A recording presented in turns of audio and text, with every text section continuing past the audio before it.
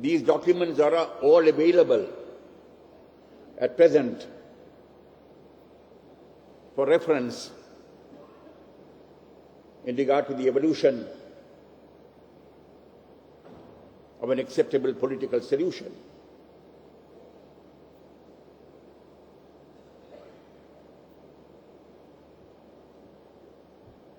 Bilateral talks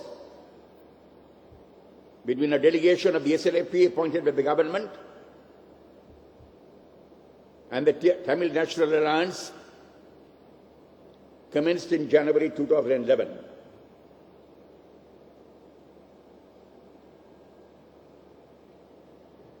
The Tamil National Alliance placed before the bilateral talks proposals and more comprehensive proposals in February and March 2011, outlining the contours of a political solution within the framework of a united, undivided country.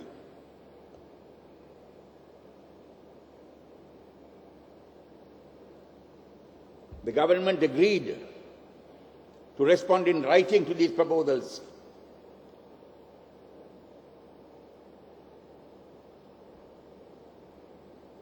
But for a period of 5 months and 7 meetings, the government did not respond.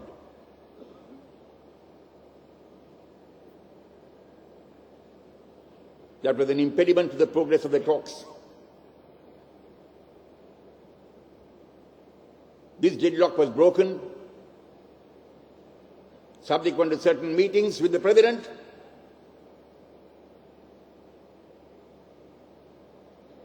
on the basis of which the documents I've referred to, the Mangala Munasinghe Select Committee proposals, the constitutional proposal of 1995, 1997, 2000, the President's address to the APRC, and the report of the Multi-Ethnic Experts Committee have been brought to the discussion table.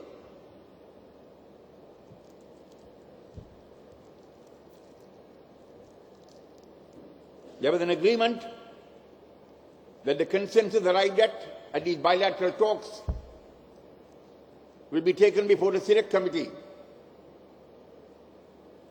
that was to be appointed as the position of the government, of the joint government TNA position. But unfortunately, no consensus has been arrived as yet. And consequently, there is a further deadlock because the government has not attended the bilateral talks fixed for 17th, 18th and 19th of January. So this is the current position in regard to the status of talks. I think it was my duty to bring that matter to your notice.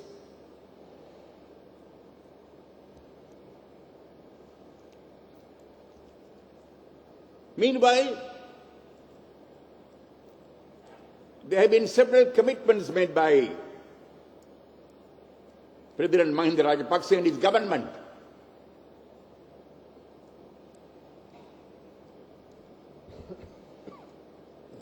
to the Indian government and to the Indian Prime Minister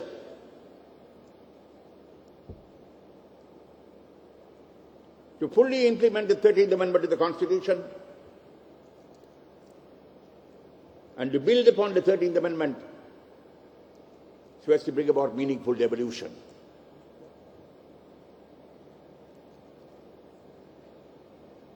There have been other commitments made by the government and by the President to the Secretary General of the UN, other countries and other leaders.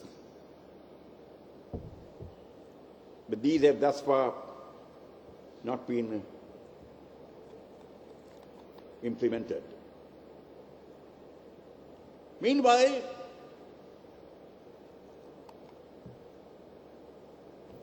while various statements are being made by the government,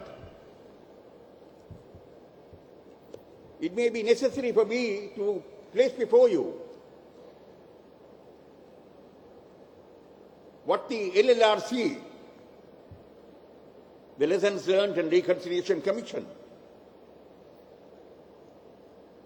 has said in regard to sharing of power through devolution and the need to arrive at a political solution.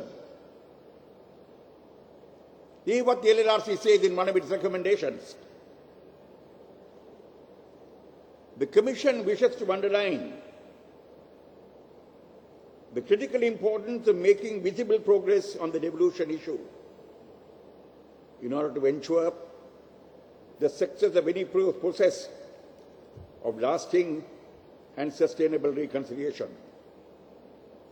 The Commission therefore recommends that the present opportunity be utilized to launch a good faith effort to develop a consensus on devolution,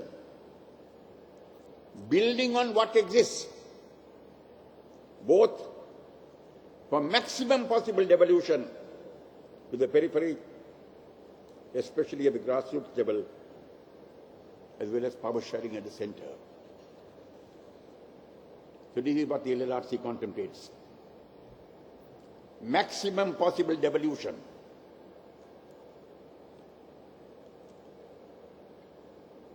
I would now like to refer to what President Mahinda Rajapaksa said on the 11th of July 2006 when he addressed the APRC and the committee of experts he appointed to advise and assist the APRC. This is what President Mahinda Rajapaksa said. In sum, any solution needs to, as a matter of urgency, to devolve power for people to take charge of their own destiny. These have been tried out successfully in many parts of the world. There are many examples from around the world that we may study as we evolve a truly Sri Lankan constitutional framework, including our immediate neighbor India. Any solution must be seen as one that stretches to the maximum possible devolution. These were the words of President Mahinda Rajapaksa, without sacrificing the sovereignty of the country, given the background of the conflict. So the LLRC and President Mahinda Rajapaksa seem to be in perfect agreement in regard to the quantum of devolution. What does the LLRC further say in their recommendations? To this end, the government must take the initiative to have a serious and structured dialogue with all political parties and those representing the minorities in particular, based on a proposal containing the government's own thinking on the form and content of the dialogue process envisaged. Dialogue must take place at a high political level and with adequate technical backstopping. So the LLRC has recommended a commission appointed by the government to come up with proposals for a solution, has recommended that the government must come up with its own proposal as a foundation for talks. Why is not the government doing so? Why is the government seeking to take refuge behind some of its alliance partners? We are prepared to engage in constructive talks anytime and to arrive at an acceptable, reasonable, workable and durable political solution. within the framework of a united, undivided Sri Lanka. That is something to which Shelva was committed. In the election manifesto of 1970, the Federal Party clearly stated in the manifesto that the Tamil people should vote against any candidate who contested on the basis of separation. The manifesto further said, separation is bad for the country. It is much worse for the Tamil people. Instead of doing what they have to do, the government seems to be wanting to advise us. Questions are being posed as to what they can give us.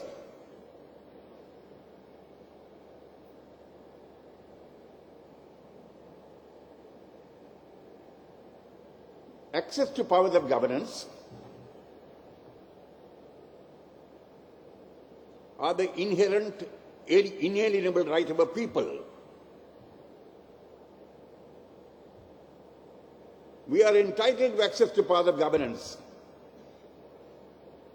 as much as the people of the majority community have the right of access to powers of governance. That is not a right which anybody needs to give us. It is our inherent, inalienable right. All that requires is to be done is that when distinct and different peoples constitute a country, and the people are multi-ethnic, multicultural, multi-religious, multilingual, pluralistic in character, you have to formulate the arrangements in terms of which these people can exercise their inherent, inalienable right of access to powers of governance.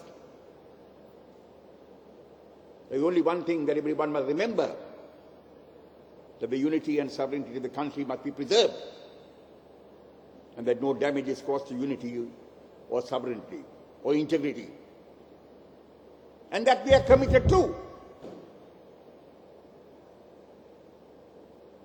There is no need for any delay in regard to this matter. There is no need for any fumbling in regard to this matter. We are prepared to engage in constructive discussions and come to an honourable settlement. We are being advised not to go to New Delhi, not to go to Washington, but to talk in Sri Lanka. We are talking in Sri Lanka. We talked to you in Sri Lanka from January 2011. Just as much as Mr. S.J. Vicharmanagam talked to you several decades ago and signed agreements with you. What have we achieved as a result of the talks that have taken place from January 2011? You have nothing to show. We are empty-handed. Why has the problem been internationalized? The problem has been internationalized not due to any default on our part. It is due to default on your part, due to your failure to keep your commitments, that the problem has been internationalized. And if you continue in your default, the problem will be further internationalized. There can be no other way. Thank you very much.